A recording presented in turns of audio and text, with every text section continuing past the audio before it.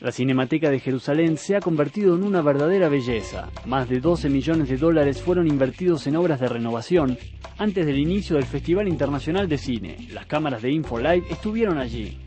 Well, Israeli cinema is enjoying a fantastic run. It's been the last 5 or 6 years. It has been enjoying great success here in Israel. It's been enjoying great success internationally. You know, it's a golden era. It's a wonderful, wonderful time for Israeli cinema. The festival and Israeli cinema are two different things, but the opening event is a wonderful event, and it's only getting better and better, both in quality and in variety and diversity. And it's just it's great to be here, and it's great to celebrate Israeli film and international film in Jerusalem. It has excellent movies. It has great showmanship. It's in Jerusalem, you know. I mean, it's God's festival.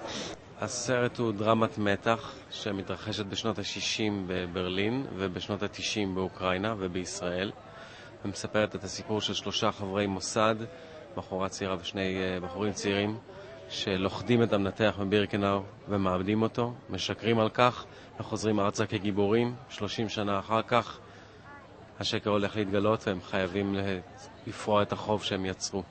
It's a Nazi doctor, and it's a very monstrous part, and I think it's a thriller, and I think I shouldn't talk too much about it, don't to take the tension away. זה פיקציה מוחלטת, איתי פה התסריטאי ששותף לפיקציה, כתבנו את זה ביחד, אסף ברנשטיין ועידו רוזנבלום. החוב. This is the second time I'm here in Jerusalem, and I love to be here. And I'm very glad that this film has brought me to this country, and that I got so many friends by this film, doing this film. Thank you. When everybody is very unhappy with a movie I make, I'm worried because I think it must be very mundane and very average. And of course, if everybody is very unhappy, then it must not be very good.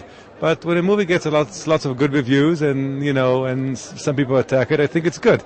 It's nice to have a very fierce discussion about the movie. Otherwise, we are more or less the same. We have 18 films in the Academy, which is more or less the same last year. I hope that there are better films this year. Our film is called The Mystery of Arisan. Arisan was a singer in Israel in the 1960s. He came from Greece as a very young man, not a Jew. In a very strange way, became very successful here, became friends with Moshe Dayan and all the leaders of Israel at the time. And I spent time in his club. And the last time we met, I needed $5 to go in a cab. And he gave me 100.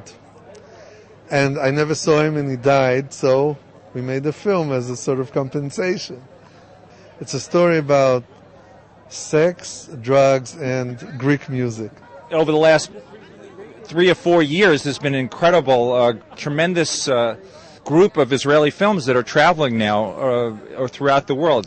We're right in the middle of releasing the French-Israeli film called Live and Become, the story of the rescue of the Ethiopian Jews during Operation Solomon, that was released in Israel last year, premiered in Haifa last year, the Haifa Film Festival, and we now played in Washington and Boston to great success. I think it's going to be a great festival. First of all, because we're coming back to our home, let's say.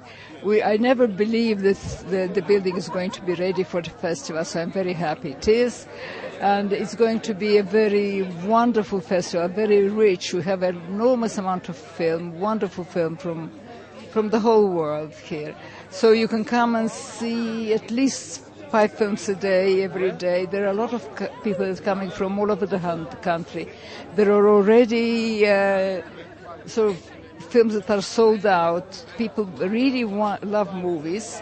And this festival and the Cinemateca are a sort of an island in this city, which is a problematic city, as you know.